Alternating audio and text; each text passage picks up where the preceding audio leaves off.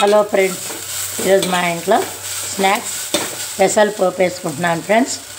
కొంచెం నూనెలో ఆవాలు జీలకర్ర వేసి ఉల్లిపాయ పచ్చిమిరపకాయలు కరివేపాకు వేసి వేయించి కొద్దిగా వేగాక పెసలు వేసాను ఫ్రెండ్స్. దీంట్లో పచ్చి కొబ్బరి తురిమి వేసుకుంటే చాలా బాగుంటుంది ఫ్రెండ్స్.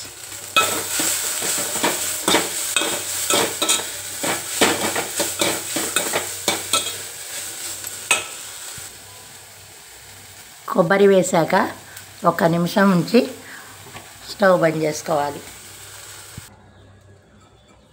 ఇదిగోండి ఫ్రెండ్స్, పెసర్ల పోపు రెడీ. సూపర్గా ఉన్నాయి ఫ్రెండ్స్.